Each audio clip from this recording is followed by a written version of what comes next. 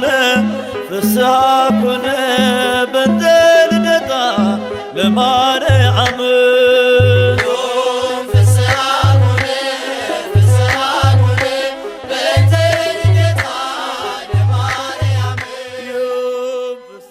በኢትዮጵያ ኦርቶዶክስ ተዋሕዶ ቤተክርስቲያን ግንቦት 1 ቀን የእመቤታችን የቅድስት ድንግል ማርያም ልደት የሚከበርበት ዕለት ነው።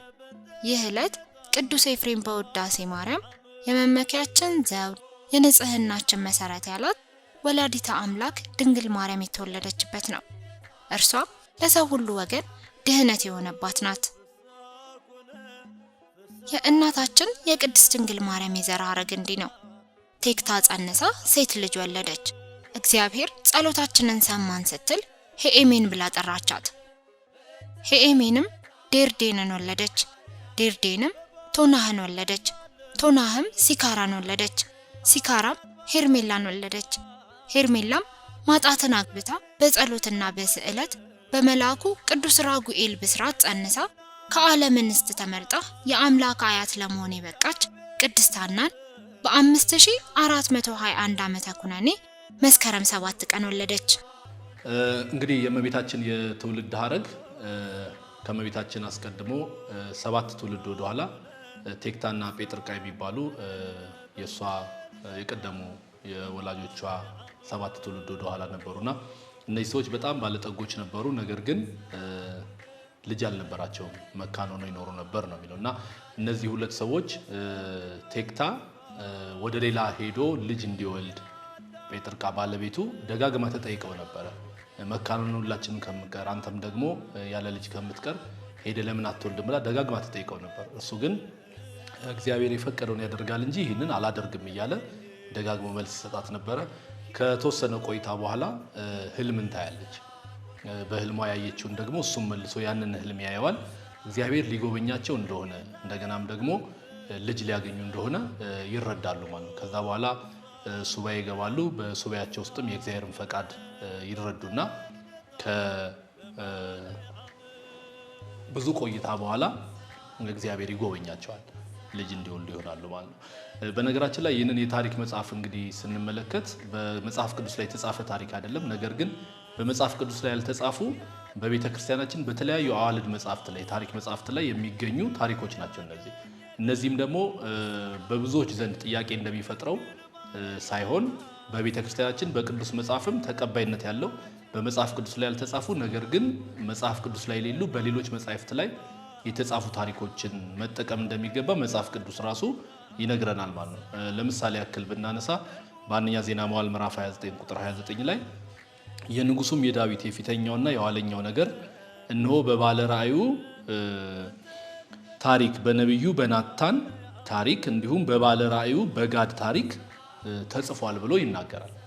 በቅዱስ ወንጌልም ላይ በዮሐንስ ወንጌል ምዕራፍ 20 ቁጥር 30 ላይ ኢየሱስም በዚህ መጽሐፍ ያልተጻፈ ሌላ ብዙ ምልክትን በደቀ መዛሙርቱ ፊት አደረገ ይላል።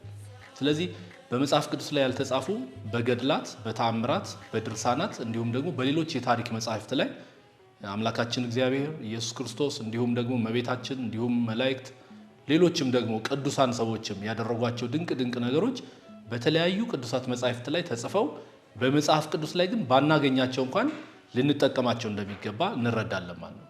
በመሆኑም ይህንን የእመቤታችንን የትውልድ ታሪክ ከቅድመ አያቶቿ ከዚያም በፊት የነበሩ 7 ትውልድ ድረስ ያለው ታሪክ በመጽሐፍ ቅዱስ ላይ ተጽፎ ባናገኘውም ነገር ግን በቤተ ክርስቲያናችን ትምህርት ይህንን ታሪክ ከሌሎች መጻሕፍት ላይ መውሰድና እውነቱን መረዳት እንደሚገባ በዚህ ስፍራ ላይ እናገኛለን ማለት ነው። እና እነዚህ ቴክታና ጴጥርቃ የሚባሉ ሰዎች በረጅም ጊዜ ውስጥ ልጅ አጥተው ሲኖሩ ከቆዩ በኋላ ፈቃድ እግዚአብሔር ሆኖ እግዚአብሔር ይጎበኛቸዋል። ከዛ በኋላም ልጅን ያገኛሉ ማለት ነው። ወደ ሌላ ሄዶ እንዲወልድ እንኳን ጥያቄ በቀረበለት ጊዜ ፈቃደኛ አልነበረም። የእግዚአብሔርን ፈቃድ ይጠባበቅ ነበርና ያ የእግዚአብሔር ፈቃድ ጊዜው ደረሰና ጴጥርቃ ጸነሰች ማለት ነው። አምላካችን እግዚአብሔር አብ ወልድ መንፈስ ቅዱስ ወደ አብርሃም ቤት በእንግድነት በገቡ ጊዜ በኦሪት ዘፍጥረት ምዕራፍ 18 ቁጥር 14 ላይ በውኑ ለእግዚአብሔር የሚሳነው ነገር አለን? የዛሬ ዓመት ሳራ ልጅን ታገኛለች ብሎ እግዚአብሔር እንደተናገረ ለእግዚአብሔር የሚሳነው ነገር የለምና ከጊዜ በኋላ ቴክታና ጴጥርቃ ልጅ እግዚአብሔር ሰጣቸው ማለት ነው። ልጅ ከመውለዳቸው በፊት ግን ባዩት ህልም ውስጥ ጴጥርቃ ምን ታያለች? ከማህፀኗ ነጭ ጥጃ ስትወለድ ያቺም ነጭ ጥጃ ስትወልድ እንዲህ ያለ 7 ነጭ ጥጃዎች ይወለዳሉ። በ8ኛው ያቺ ነጭ ጥጃ ጨረቃን ትወልዳለች። ያቺ ጨረቃ ደግሞ ፀሐይን ስትወልድ ይመለከታሉ። እና በዘመኑ ህልም አዋቂ ወደ ሆነው ህልም ወደሚፈታ ሰው ይሄዱና የተደረገውን ነገር ያዩትን ራእይ ህልም ይነግሩታል። ህልሙን ሲፈታ እግዚአብሔር ሊጎበኛችሁ ነው፣ በህይወታችሁ ውስጥ ያጣችሁትን በረከት ሊሰጣችሁ ፈቃዱ ሆኗል እና እነዚህ የሚወለዱ ነጫጭ ጥጃዎች ከእናንተ የሚወለዱ ልጆች ናቸው፣ ሴቶች ልጆች ናቸው። መጨረሻ ላይ ግን ከ7ኛው ጥጃ የምትወለደው 8ኛው ጨረቃ ከሰው ወገን የከበረች ከመላእክትም ወገን የከበረች የተለየች ልጅ ታገኛላችሁ። የ9ኛው ከዛች ከጨረቃ የሚወለደው ፀሐይ ግን ምን እንደሆነ አልገባኝም ይላቸዋል። እና እነዛ ነጫጭ ጥጃዎች የሚወለዱ ልጆቻቸው ሴቶች ልጆቻቸው ናቸው። ጨረቃዋ እመቤታችን ናት፣ ከሰውም ከመላእክትም የከበረች ብሎ የገለጣት ማለት ነው። ፀሐዩ ግን ክርስቶስ ነው ከእመቤታችን የሚወለደው እና የፀሐዩ ነገር ግን አልተገለጠለትም። እሱ በእምነት እሱ ለፈቀደላቸው ሰዎች ካልሆነ በስተቀር አይገለጥምና ይህንን ምስጢር አልተረዳም። ይህንን ይዘው ህልማቸውን አስፈትተው ወደ ቤታቸው ይገባሉ። ጴጥርቃ ትጸንሳለች። ከዛ በኋላ 7 ልጆችን እየወለዱ የመጀመሪያዋ እንግዲህ የተወለደችው ሄሜን ትባላለች። ከሄሜን ደርዲ፣ ቶና፣ ሲካር፣ ሴትና፣ ሄርሜላና 7ኛ የእመቤታችን እናት ቅድስት ሐና ትወለዳለች ማለት ነው። 15 ዓመት ሲሞላትም ከነገደ ይሁዳ ከቤተ መንግስት ወገን የቅስራን ልጅ ኢያቄምን አገባች። ኢያቄምም እንደ እርሷ ሕገ እግዚአብሔርን የተማረ ነበርና ሕጉን አክብረው የሚፈሩ ለድሃ ሰው የሚራሩ ጾም ጸሎት የሚያዘወትሩ ደጋግ ሰዎች ሆኑ። ሀብታቸው ግን በጥበባ አምላክ በመጠን ነበር። እንዲህ ሆነው በቅድስና ሲኖሩ እንደ ወገኖቻቸው መክነው ለስማቸው ማስጠሪያ ለዓይናቸው ማረፊያ ልጅ አልነበራቸውም። ከዚህ የተነሳ ቅድስት ሐና በዘመኑ የነበሩ ሰው ሁሉ ይንቃት፣ ይገፋት፣ ያቃልላት ነበር።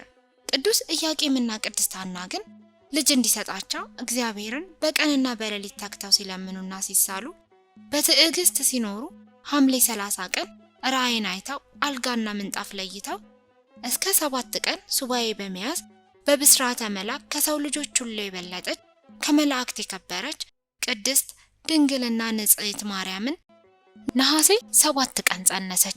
ከቅድስት ሐና እመቤታችን ከእመቤታችን ክርስቶስ ይወለዳል እና በእንዲህ አይነት መንገድ በተለየ ሁኔታ በመካንነት ይኖሩ የነበሩ ቤተሰቦቿ 7 ትውልድ እንዲህ እያለ ተወልደዋል ማለት ነው። ከዛ ሐና ተወለደች።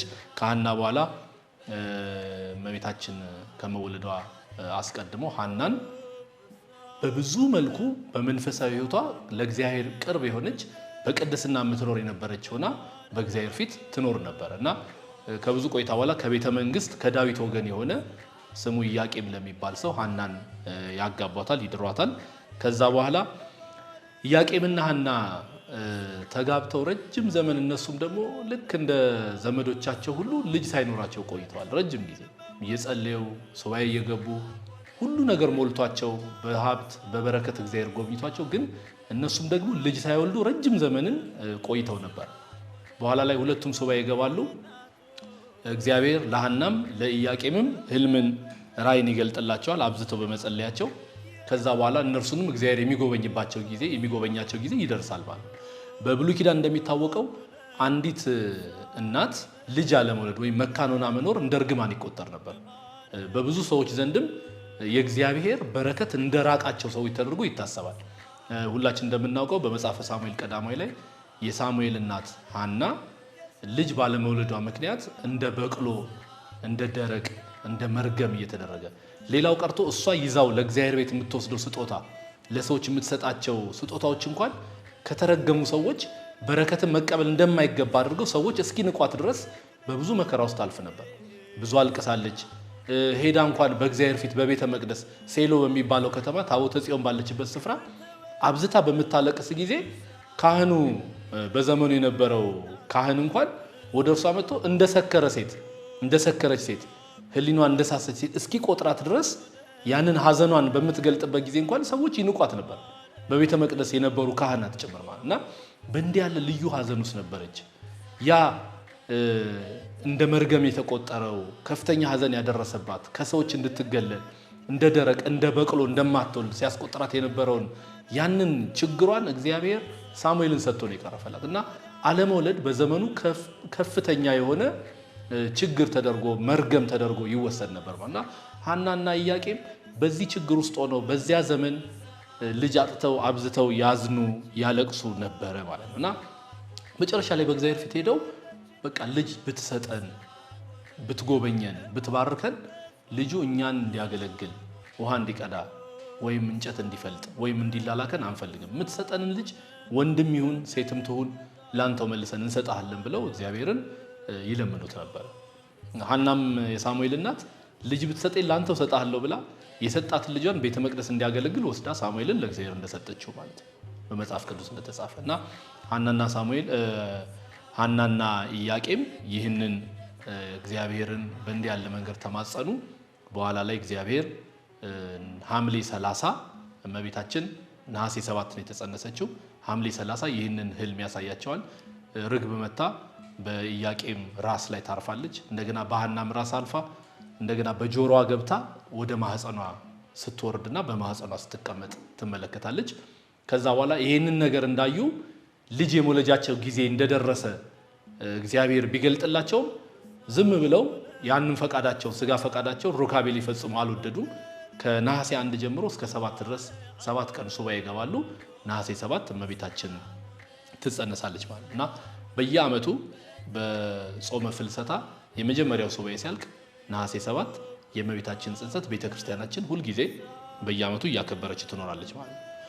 አባ ሕርያቆስም በቅዳሴው ላይ ድንግል ሆይ በኃጢአት ፍትወት የተጸነሽ አይደለም በሕግ በሆነ ሩካቤ ከሐና ከኢያቄም ተወለድሽ እንጂ ብሎ የእመቤታችን ጽንሰት በስጋ ፈቃድ እንዲሁ በፍትወት የተከናወነ የተደረገ የተጸነሰች ሳይሆን በሕግ በሆነ ሩካቤ ሱባኤ ተይዞ እግዚአብሔር ተለምኖ ፈቃድ እግዚአብሔር ተጠይቆ ካዩት ህልም በኋላ እግዚአብሔርን በሱባኤ ቆይተው እመቤታችን እንደተጸነሰች በግልጥ ይናገራል ማለት። ስለዚህ የእመቤታችን የትውልድ ሐረግ ተያይዞ በእንዲህ ያለ መልኩ የመጣ ነው ማለት ነው። ቅድስት ሐና እመቤታችንን በጸነሰች ጊዜ ብዙ ገቢረ ተአምራትን አድርጋለች። ከነዚህም መካከል ሳምናስ የተባለ ያጎቷ ልጅ ሞቶ ሐዘኗን ለመግለጽ ባልጋው እየተዘዋወረች ስታለቅስ ጥላዋ ቢያርፍበት አፈፍ ብሎ ተነስቶ ከእርሷ ስለምትወለደው ስለእመቤታችን ቅድስት ድንግል ማርያም መስክሮ ሰግዶላታል።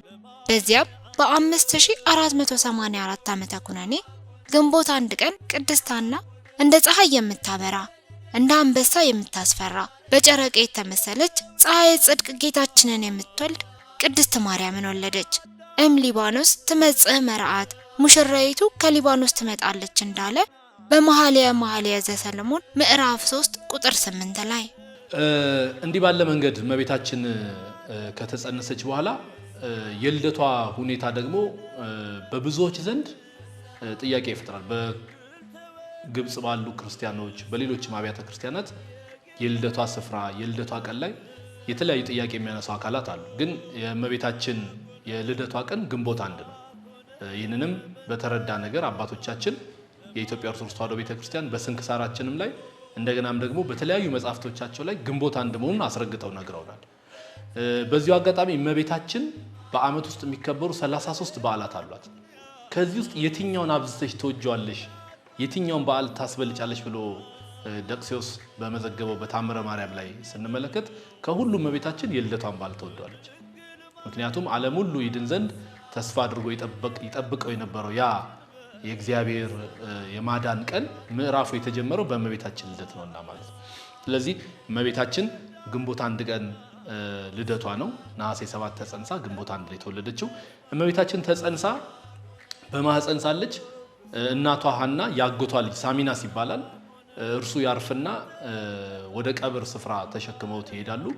ሐና የአጎቷ ልጅ ሳሚናስን ለመቅበር ወደዚያ ስፍራ ትሄዳለች። በሚቀበርበት ስፍራ ላይ አስቀምጠውት ሁሉም ክብ ሰርተው እያለቀሱ ሽኝት እያደረጉለት ሳለ ሐናም እንደ ቤተሰብ ከነርሱ መሃል ሆና ያንን ልቅሷን እያለቀሰች ሐዘኗን በምትገልጽ ጊዜ ጥላዋ በአስከሬኑ ላይ ያርፋል። ያን ጊዜ አፈፍ ብሎ ይነሳና ምስክርነቱን ይሰጣል። የጌታ የጽድቅ ፀሐይ የኢየሱስ ክርስቶስ እናቱ ድንግል ሆይ ምስጋና ይገባሽ ብሎ ገና በማህፀን ሳለች ስለእመቤታችን ምስክርነትን ይሰጣል ማለት ነው።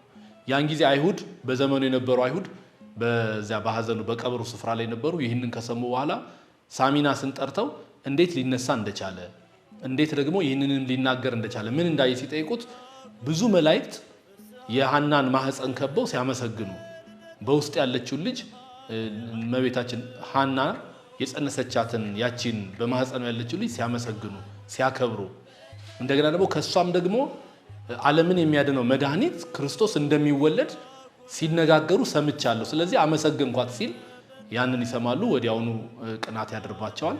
ገና በማህፀን ሳለች እንዲህ ያለ ድንቅ ያደረገች ስትወለድማ ምን ሊፈጠር ይችላል ብለው በቅናት በክፋት ይነሳሳሉና ከዛን ጊዜ ጀምሮ ሐናን ከነጽንሷ በማህፀኗ ካለው ጽንስ ጭምር እንዴት አድርገው እንደሚያጠፉ ብዙ ይማከሩ ነበር። ከዛ ይሄንን እያሰቡ ቆዩ። አንድ ቀን ሐናና ኢያቄም በቤታቸው ሳሉ ቤቱን ለማቃጠል እነሱንም በውስጥ ሳሉ ለመግደል ፈቅደው ወደው ተስማምተው ያንን የሚያደርጉበት የተለያዩ ቁሳቁስ እሳት ይዘው ወደዚያ ቤት ሲሄዱ የእግዚአብሔር መልአክ ቅዱስ ገብርኤል ተገልጦ ኢያቄምና ሐናን እናንተ ከዚህ ወጣችሁ ወደ ሊባኖስ ተራራ ይዣችሁ ይሄዳሉ፣ ሊገድሏችሁ እየመጡ ነው ብሎ ይዟቸው ይወጣል። እነሱ ሲመጡ ያጧቸዋል። በሊባኖስ ተራራ ላይ በሽሽት ላይ እያሉ እመቤታችን በሊባኖስ ተራራ ትወለዳለች ማለት ነው። የእመቤታችን ልደት ከቤት ውጪ መሆኑን በተራራ ላይ መሆኑን የእግዚአብሔር ነቢይ የሆነ ቅዱስ ዳዊት ልጁ ሶሎሞን በመኃልየ መኃልይ ምዕራፍ 4 ቁጥር 8 ላይ ሙሽራዬ ሆይ ከሊባኖስ ነይ ብሎ በሊባኖስ ተራራ ላይ መወለዷን በእንዲህ ያለ መንገድ ገልጦታል ማለት ነው። ስለዚህ እመቤታችን ቅድስት ድንግል ማርያም ልደቷ ግንቦት 1 ነው። እንደገና ደግሞ የተወለደችው ደግሞ በሊባኖስ ተራራ ላይ ነው ማለት ነው። በኦርቶዶክሳዊ ተዋሕዶ ቤተክርስቲያን ያለን ምእመን ከጌታችን ልደት ቀጥሎ በታላቅ ድምቀት የምናከብረው የልደት በዓል የእመቤታችን የቅድስት ድንግል ማርያም የልደት ቀን ነው። ስለ ቅዱስ ዮሐንስ በመወለዱ ብዙዎች ደስ ይላቸዋል ከተባለ የድንግል ማርያም ልደት ምንኛ የሚያስደስት ይሆን? የነቢያቱ ትንቢት የተፈጸመበት፣ የታየው ራእይም በጋድ የተከወነበት፣ የብሉይ ኪዳን ማብቂያ የአዲስ ኪዳን መጀመሪያ ናትና ልደቷ ለሰው ልጆች ሁሉ ታላቅ የደስታ ቀን ነው። ሰማያውያን ቅዱሳን መላእክትም በንጽህናዋ በቅድስናዋ ተደንቀው እህታችን እነኋት ብለው ያመሰግኗታል። ለሰው ልጆች መዳን ምክንያት የሆነች የአምላክ እናት የተወለደችበት ቀን ምንኛ ሊከበር ይገባው ይሆን? ቤተ ክርስቲያናችን የቅድስት ድንግል ማርያምን ልደት በታላቅ ድምቀት የምታከብረው ከዚህ ታላቅ በዓል በረከት ረድኤት እንድናገኝበት ነው። የሕይወት ክርስቶስ እናት ዛሬ ተወልዳለችና። እንግዲህ እመቤታችን ቅድስት ድንግል ማርያም በሊባኖስ ተራራ ላይ ግንቦት 1 ነው የተወለደችው። የእመቤታችን ልደት ቤተክርስቲያናችን በየዓመቱ ግንቦት 1 የምታከብርበት ምክንያት ምንድን ነው? የእመቤታችን ልደት ማክበርስ ለምን አስፈለገ? ዓለም የዳነው ዓለም ሕይወት ያገኘው ከሞት ወደ ሕይወት የተመለሰው በልጇ በክርስቶስ ነው። የእመቤታችን ልደት ለምን ማክበር አስፈለገ ካልን ስለ ክርስቶስ ለመነጋገር ስለ መዳናችን ለማውራት ክርስቶስ ዓለምን አዳነ ብሎ የምስራቹን ለመስበክ እመቤታችንን ማንሳት የግድ ስለሆነ ነው። አንድ ጥያቄ መጠየቅ ያስፈልጋል። ክርስቶስ ዓለምን ያዳነው እንዴት ነው ብሎ መጠየቅ። ክርስቶስ ዓለምን ያዳነው ሰው ሆኖ ስጋን ተዋህዶ በመስቀል ላይ ተሰቅሎ ነው።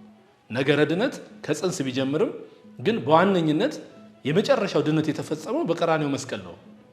በመስቀል ሞቱ ነው። አምላካችን ኢየሱስ ክርስቶስ አዳነን ብሎ ለመናገር መለኮት አይሰቀልም፣ መለኮት አይገረፍም፣ መለኮት አይሞትም።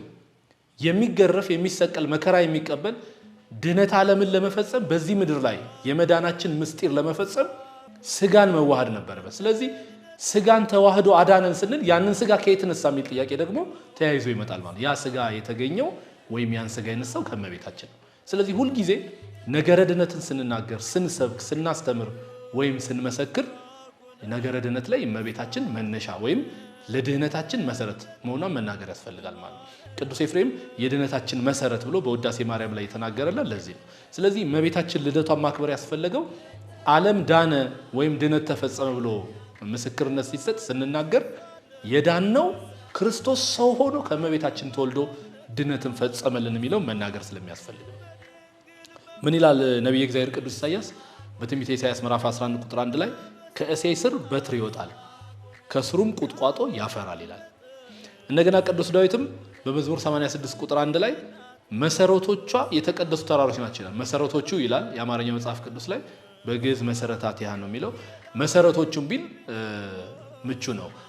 መሰረቶቹ ሲል እመቤታችንን አንድም እንዴት ሆኖ ወደዚህ ዓለም እንደተገለጠ ሰው እንደሆነ ሲያስረዳ ነውና እመቤታችን ቅድስት ሆና የሱ መሰረት ሆና መገኛ ሆና ወደዚህ ዓለም ሰው ሆኖ እንዴት እንዳዳነን ስንናገር እርሷን አብረን ማንሳት እንዳለብን ሲመሰክር ማለት። ስለዚህ የእመቤታችን ልደት መናገር በዓመት ማክበር መመስከር ያስፈልገው ለድህነታችን መሰረት ስለሆነች ነው። ስለ ክርስቶስ ስንናገር መገኛውን በተዋህዶ የሷን ሥጋ ስለነሳ ስለ እሷ መናገር ስለሚገባ ነው። እንኳን የእመቤታችን ይቅርና በሉቃስ ወንጌል ምዕራፍ 1 ቁጥር 14 ላይ በመወለዱ ብዙዎች ደስ ይላቸዋል ተብሎ ስለ ቅዱስ ዮሐንስ ስለ መጥምቀ መለኮት ቅዱስ ዮሐንስ ተመስክሯል።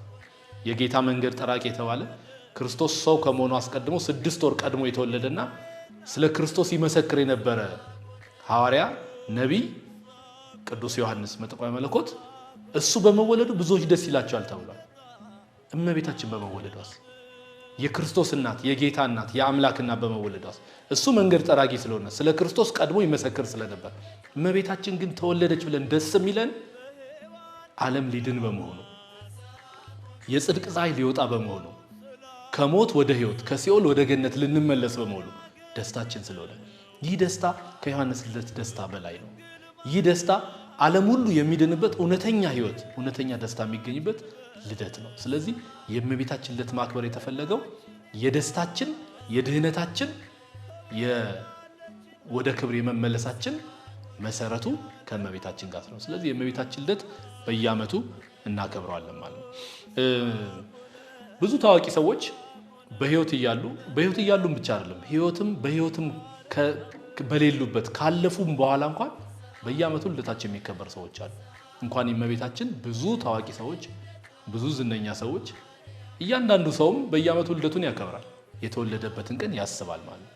ስለዚህ የእመቤታችን ልደት ማክበር ያስፈለገው ስለ ድህነት ሲነገር ስለ ድህነት ሲነሳ ስለ ድህነት ስንማር ስናስተምር የእመቤታችን ነገር ማንሳት በነገረ ድነት ትምህርት ውስጥ መሰረት ስለሆነ ነው። በኦርቶዶክሳዊት ተዋሕዶ ቤተክርስቲያን ትውፊት መሰረት ሐናና ኢያቄም ከአይሁድ ለማምለጥ ተሰደው በአድባረ ሊባኖስ ስር እመቤታችንን ወለዱ።